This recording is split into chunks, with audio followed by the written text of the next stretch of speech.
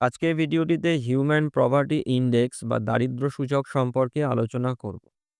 তো human property ইন্ডেক্সটি ১৯৯৭ সালে United nation development programme বা ইউএনডিপি এর ব্যবহার শুরু করে।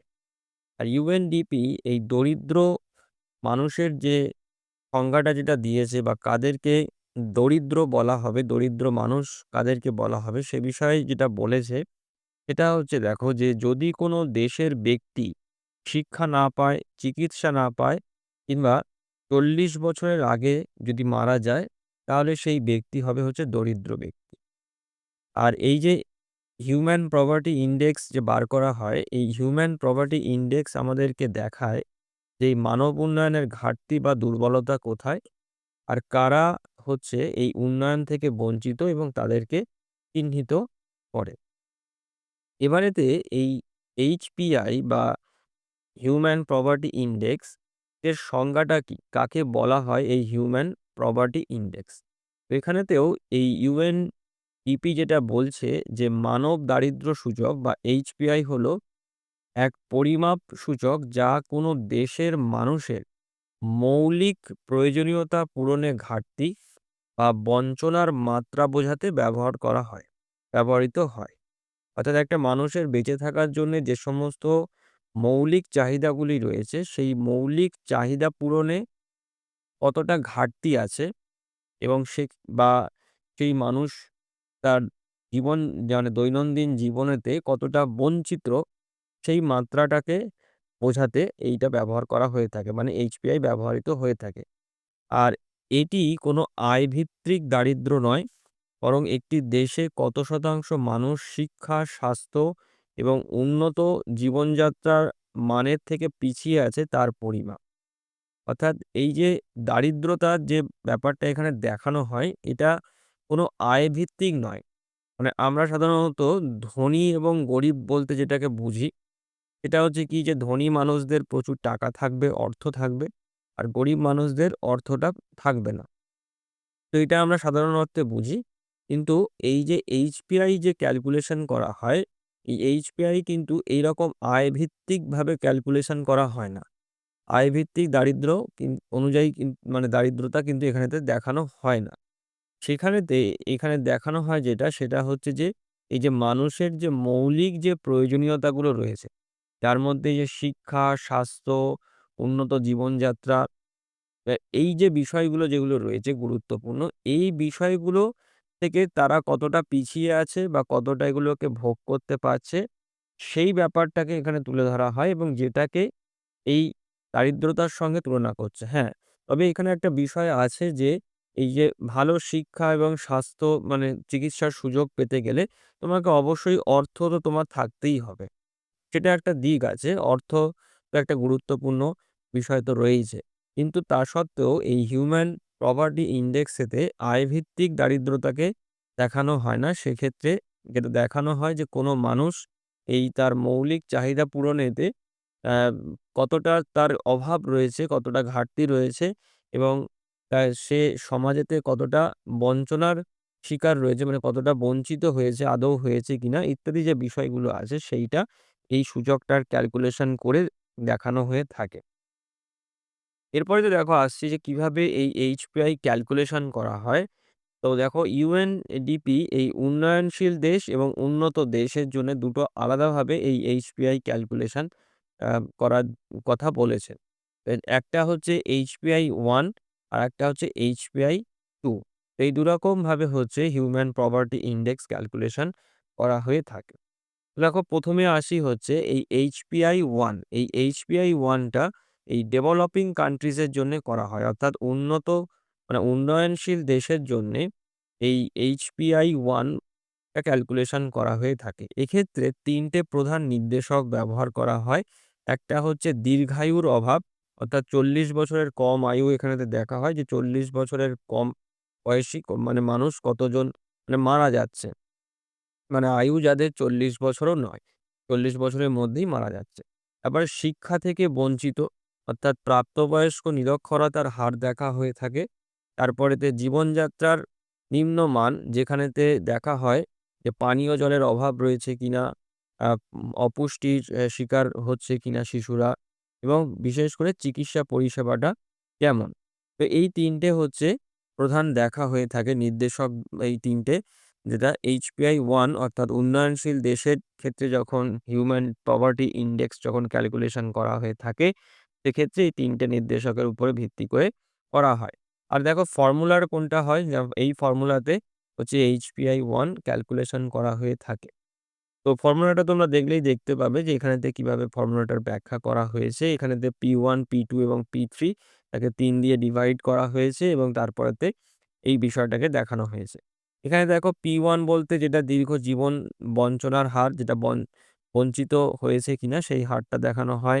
P2 দিয়ে শিক্ষা বঞ্চনার হার দেখানো হয়। আর P3 দিয়ে মৌলিক জীবনের মানের ঘাটতি তাকে দেখানো হয়ে থাকে। তো এই ডেটাগুলো সব মানে কালেক্ট করা হয়। তারপরেতে সেই ডেটাগুলোই সূত্রতে বসিয়ে হচ্ছে ক্যালকুলেশনটা করা হয়ে থাকে HP1 এর আ HPI 1 এর ক্যালকুলেশনটা করা হয়।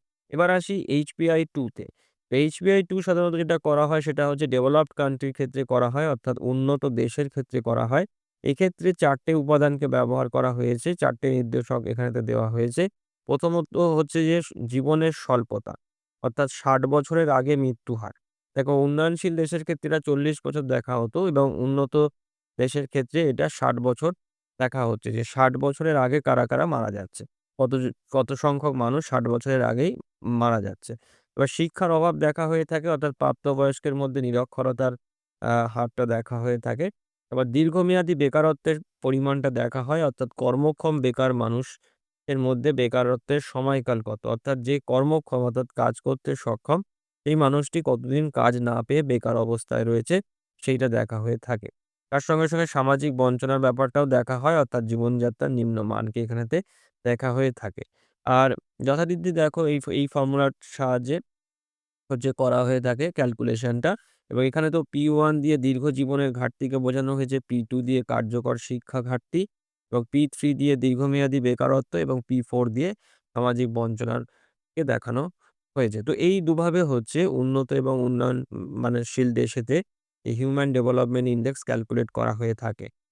হিউম্যান পভার্টি ইনডেক্স ক্যালকুলেট করা হয়ে থাকে। এবার দেখো এইখানেতে আরো একটা বিষয় আমাদের জানতে হবে যে যেটা এটা সাম্প্রতিক আরো অতি আধুনিক, মানে আগের যেটা ছিল যে ১৯৯৭ সালের প্রপোজ করা যে মানে UNDP-র যে হিউম্যান প্রপার্টি ইনডেক্স এর ক্যালকুলেশন করার যে নিয়ম নীতিগুলো সেগুলোকে অনেকটা মডিফাই করে ২০১১ সালের পর থেকে UNDP একটা প্রপার্টি ইনডেক্স নিয়ে এসেছে, যেটার নাম হচ্ছে মাল্টি ডাইমেনশনাল প্রপার্টি ইনডেক্স বা সংক্ষেপে যেটা হচ্ছে MPI। এই ২০১১ সালের UNDP তাদের হিউম্যান ডেভেলপমেন্ট রিপোর্টে এই বহুমুখী দারিদ্র্য সূচক অর্থাৎ মাল্টি ডাইমেনশনাল পভার্টি ইনডেক্স এর কথা বলেছেন এবং এই MPI অর্থাৎ মাল্টি ডাইমেনশনাল পভার্টি ইনডেক্স দেখায় ঠিক কত লোক বহুমুখী দারিদ্র্যের শিকার এবং দরিদ্র পরিবারগুলির মধ্যে ঠিক কত লোক সুযোগ সুবিধা থেকে বঞ্চিত। মানে এটা আগের যে হিউম্যান পভার্টি ইনডেক্স যেটা ক্যালকুলেশন করা হয় তার থেকে আরেকটু মডিফাইড, আরেকটু অ্যাডভান্স। এখানেতে আরো বিভিন্ন ক্ষেত্রগুলোকে একসঙ্গে এখানেতে বিচার করে দেখা হয় যে দারিদ্র্যর পরিমাণটা কেমন। তো এবারেতে আমরা এটাও একটু দেখে নিই যে এটা কিভাবে করা হয়ে থাকে। তো দেখো এখানেতে কিছু ইন্ডিকেটরস ঠিক করা হয়েছে এই MPI এর ক্ষেত্রে। তো সেটা হচ্ছে দেখো এই যে দীর্ঘদিন বেঁচে থাকা, সুস্থ ও সুন্দরভাবে বেঁচে থাকা এবং ঠিকমতো শিক্ষা লাভ। এই ৩ টে হচ্ছে খুবই গুরুত্বপূর্ণ দিক মানুষের মৌলিক প্রয়োজনীয়তার মধ্যে। অর্থাৎ মানুষ দীর্ঘায়ু হবে, অনেকদিন বাঁচবে এবং যতদিন সে বাঁচবে সে সুস্থ এবং সুন্দরভাবে বাঁচবে এবং ঠিকমতো সে শিক্ষা লাভ করতে পারবে।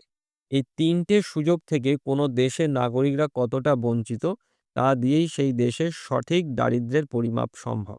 এটা MPI এর ক্ষেত্রে বলা হচ্ছে। এবারেতে সেইজন্য দেখো যে এই মানব উন্নয়ন সূচক বা হিউম্যান ডেভেলপমেন্ট ইনডেক্স এর মতন এই MPI এর ক্ষেত্রেও ৩ টে সূচকের উপরেতে সবথেকে বেশি গুরুত্ব দেওয়া হয়েছে। ১ম টি হচ্ছে স্বাস্থ্য, তারপরে শিক্ষা এবং তারপরেতে জীবনযাত্রার মান বা স্ট্যান্ডার্ড অফ লিভিং।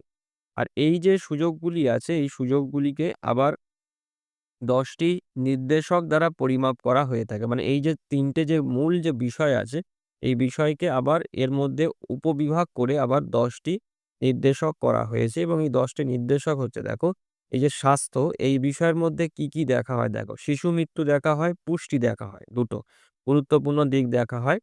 আর পরেতে দেখো শিক্ষার ক্ষেত্রে দেখা হয় শিশুর বিদ্যালয়ের সময়কাল, কত বছর বয়স পর্যন্ত, মানে কতদিন পর্যন্ত একটি শিশু বিদ্যালয়ে কাটাচ্ছে, শিশুর বিদ্যালয়ের উপস্থিতির হার দেখা হয়।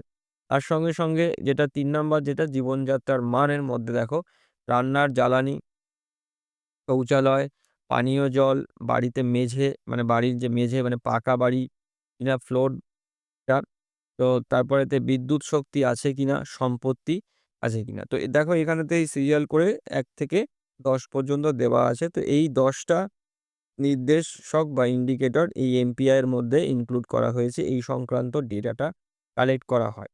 আর এই এমপিআই অনুযায়ী দরিদ্র তাকেই আমরা বলবো যে দেখো ওই যে কোনো ব্যক্তিকে গরিব বলা হবে যদি উপরের ১০ টি নির্দেশকের অন্তত ৩০% থেকে সে যদি বঞ্চিত হয়। তাহলে তাকে আমরা দরিদ্র বলবো। অর্থাৎ এই ১০ টার মধ্যে থেকে যদি সে ৩০% যদি ফুলফিল না করতে পারে, তাহলে আমরা বলব যে সেই মানুষটি দরিদ্র অবস্থায় রয়েছে। এবার যদি দেখো আসি যে এমপিআই ক্যালকুলেশন করে কি করে? এমপিআই ক্যালকুলেশন করার জন্যে আমাদের যে ফর্মুলাটা ব্যবহার করা হয় সেটা হচ্ছে H ইনটু A। এখানে H বলতে যেটা বোঝায় সেটা হচ্ছে যে শতকরা কত শতাংশ মানে কত সংখ্যক মানুষ হচ্ছে দরিদ্র আর দারিদ্র্যের তীব্রতা কত। তো এই ফর্মুলায় ফেলে হচ্ছে এমপিআই ক্যালকুলেশন করা হয়ে থাকে।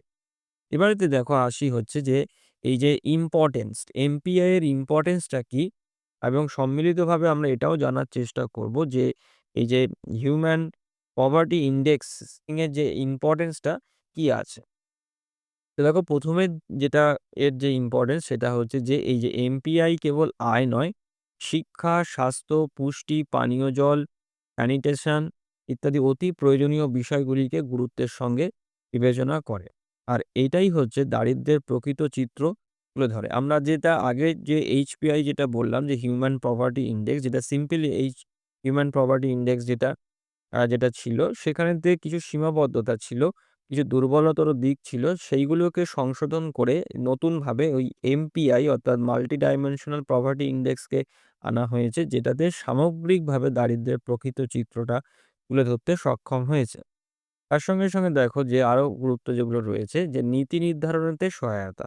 অর্থাৎ এমপিআইতে ১০ টি সামাজিক ও অর্থনৈতিক বিষয় স্থান পায় এবং সেগুলির মধ্যে কোনটি বা কোনগুলিতে ঘাটতি আছে এবং কতখানি ঘাটতি আছে তা দেখিয়ে দেয়।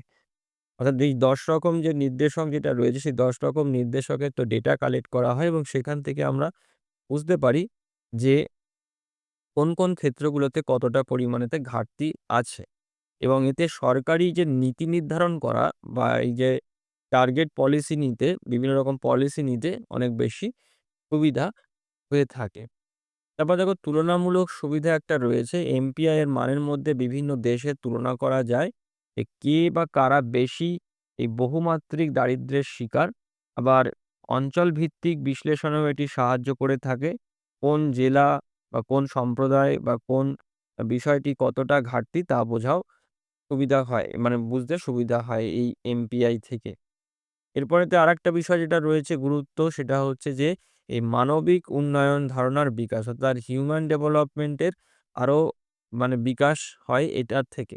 কিভাবে হয় দেখো যে এই এমপিআই ব্যক্তির সক্ষমতা, বিকাশ ও সুযোগের ভিত্তিতে উন্নয়ন পরিমাপ করে থাকে। তাই দারিদ্র্য দূরীকরণে এটি একটি শক্তিশালী হাতিয়ার।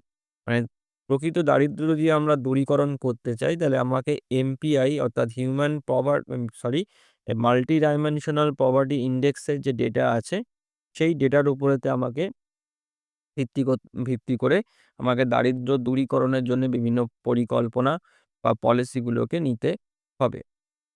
এবারেতে আসি দেখো এই এমপিআই এরও কিছু লিমিটেশন আছে, কিছু সীমাবদ্ধতা আছে। তো সেগুলোকে একটু জানতে হবে আমাদেরকে। ১ম এতে আসি হচ্ছে তথ্যের অপ্রতুলতা। তো এমপিআই গণনা করা হয় বাড়িভিত্তিক জরিপের মাধ্যমে। মানে হাউস হোল্ড সার্ভে করে প্রত্যেক বাড়ি, বাড়ি গিয়ে ডেটাটাকে কালেক্ট করা হয়ে থাকে। আর এই জরিপটা মানে এই সার্ভে কিন্তু প্রতি বছর করা কিন্তু যায় না। বিশেষ করে যে সমস্ত দেশে প্রচুর জনসংখ্যা রয়েছে, আমাদের ভারতের মতন যে দেশ আছে, এই সমস্ত দেশেতে প্রতি বছর, বছর এই হাউসহোল্ড সার্ভে দারিদ্রতার জন্যে করা সম্ভব নয়। অর্থাৎ দেখো এই যে ভারতের ন্যাশনাল ফ্যামিলি হেলথ সার্ভে এটা প্রতি ৫ বছর অন্তর করা হয়ে থাকে। এই একেবারে সাম্প্রতিক তথ্য কিন্তু এখান থেকে পাওয়া সম্ভব নয়। তারপরে তো দেখো রয়েছে সব মাত্রার সমান গুরুত্ব। অর্থাৎ এই এমপিআইতে ৩ টে যে মাত্রা আছে স্বাস্থ্য, শিক্ষা এবং জীবনযাত্রার মান এবং এদের যে ১০ টি যে নির্দেশকের তথ্য মানে কালেক্ট করা হয়ে থাকে। ১০ টি যে টোটাল যে নির্দেশক রয়েছে এই ৩ টে মাত্রার মধ্যে সংগ্রহ করে এবং প্রতিটি মাত্রাকে 1/3 এ ও প্রতিটি সূচককে সমান ওজন দেওয়া হয়। কিন্তু বাস্তবে স্কুলে যাওয়া কিংবা জ্বালানির অভাব এদের গুরুত্ব সমান হতে পারে না। তো এটা একটা একটা সীমাবদ্ধতা বা লিমিটেশন রয়েছে। তারপরে তো দেখো যেটা রয়েছে সেটা হচ্ছে যে গুরুত্বহীন আয়। অর্থাৎ এমপিআই আয়ের তথ্যের উপর নির্ভর করে না। ফলে একটি ধনী ব্যক্তির আয় অধিক হলেও তিনি যদি শিক্ষিত না হন তাহলে তাকে এমপিআই এর দরিদ্র হিসেবে ধরা হয়। মানে যে ধনী ব্যক্তি মানে যার অর্থ আছে মানেই যে সে শিক্ষিত হবে এমন কিন্তু কোনো কথা নেই। তো সেক্ষেত্রে এটা একটা সীমাবদ্ধতা আছে যে যেহেতু সে শিক্ষার সুযোগ থেকে বঞ্চিত হয়েছে তো এমপিআই এর হিসেবেতে দেখা যাচ্ছে যে সে দরিদ্র হিসেবে ধরা পড়েছে। কিন্তু প্রকৃত ক্ষেত্রে তার আয় অনেক বেশি হওয়ার কারণেতে সে অর্থনৈতিক দিক থেকে কিন্তু ধনী ব্যক্তি। আর যেই কারণেতে বাস্তবে ওই ব্যক্তি সমাজে দরিদ্র হিসেবে প্রতিপন্ন হয় না। মানে শিক্ষার সুযোগ থেকে বঞ্চিত হলেই যে তুমি আ অর্থনৈতিক দিক থেকে আম মানে বঞ্চিত হবে এমন কিন্তু কোনো কথা নেই। এরকম সমাজেতে অনেক মানুষ আমরা পাই যারা বেশি শিক্ষিত হয়নি বা তাদের ছেলেবেলাতে তারা শিক্ষার সুযোগ থেকে বঞ্চিত হয়েছে। কিন্তু তারা পরবর্তীকালে অনেক ধনী ব্যক্তিতে পরিণত হয়েছে। তাদের সম্পদ অনেকটা বেড়েছে। তো সেইটা। এবারে তো দেখো যেটা রয়েছে ব্যক্তি পর্যায়ের সক্ষমতা উপেক্ষিত। অর্থাৎ কি যে এই এমপিআই গণনা হয় ঘরের ভিত্তিতে। অর্থাৎ যদি একটি পরিবারের নানা কারণেতে এমপিআই দরিদ্র হিসেবে চিহ্নিত হয়, তবে তার সকল সদস্যকে দরিদ্র ধরা হয়। এতে যেমন ব্যক্তি পর্যায়ে দারিদ্র্য বোঝা যায় না, তেমনি তার সক্ষমতা কতটা তাও প্রকাশ পায়। অর্থাৎ কি এখানেতে একটা পরিবার পিছু সার্ভেটা করা হয়। ধরো একটা বাড়িতে ধরো হচ্ছে একটা ধরো এরম বাড়িতে ধরো ৫ জন মানুষ রয়েছে। এবার এই ৫ জন মানুষের মধ্যে দেখা যাচ্ছে যে এই যখন সার্ভেটা করা হচ্ছে তখন এই পুরো বাড়িটাকে সামগ্রিকভাবে সার্ভেটাকে করা হয়। কিন্তু যেটার কারণেতে ধরো সেই সার্ভেতে যদি দেখা যাচ্ছে যে পরিবারটা সম্পূর্ণ পরিবারটাই হচ্ছে দরিদ্র হিসেবে চিহ্নিত হলো। কিন্তু দেখা যাচ্ছে যে এই পরিবারের মধ্যে থেকে একজন কোনো ব্যক্তি আছে যে আলাদাভাবে কোনো সুযোগ সুবিধা পেল, সেই সুযোগ সুবিধা পাওয়ার কারণেতে সে কিন্তু দেখা যাচ্ছে যে তার অর্থনৈতিক অবস্থা বা যে সুযোগ সুবিধাগত যে সমস্ত বিষয়গুলো রয়েছে শিক্ষা, স্বাস্থ্য বা জীবনযাত্রার মান সেটা অনেক ভালো। সে একটা ভালো জীবনযাপন করছে। তাহলে কি হচ্ছে দেখো যে ব্যক্তি বিশেষে সে কিন্তু দারিদ্র হচ্ছে না। কিন্তু পরিবারের মধ্যে সে থাকায়, পরিবারের সদস্যের মধ্যে সে অন্তর্ভুক্ত থাকার কারণেতে, যেহেতু তার পরিবারটা দরিদ্র বলে চিহ্নিত হচ্ছে এমপিআই এর হিসেবেতে, এইজন্য তাকেও দরিদ্র ধরা হচ্ছে। বাস্তবে কিন্তু সে দরিদ্র নয়। তো এই একটা সীমাবদ্ধতা রয়েছে যে ব্যক্তি পর্যায়ে মানে হেড টু হেড মাথাপিছু এই ব্যক্তি পর্যায়ের যে সক্ষমতা আছে, সেই সক্ষমতা এক্ষেত্রে উপেক্ষিত হয়ে থাকে। তারপরে দেখো আরেকটি যেটা রয়েছে আচ্ছা, তো আমরা মোটামুটি যেটা দেখলাম সেটা হচ্ছে যে লিমিটেশন গুলো দেখলাম আমরা এবং এটাই হচ্ছে আমাদের আজকের আলোচনার বিষয় ছিল। আশা করি তোমাদেরকে আমি এই দারিদ্র্য সূচকটি বোঝাতে পেরেছি। তো আজকের ভিডিওটি আমি এখানেতেই শেষ করলাম। সবাই ভালো থেকো। Thank you.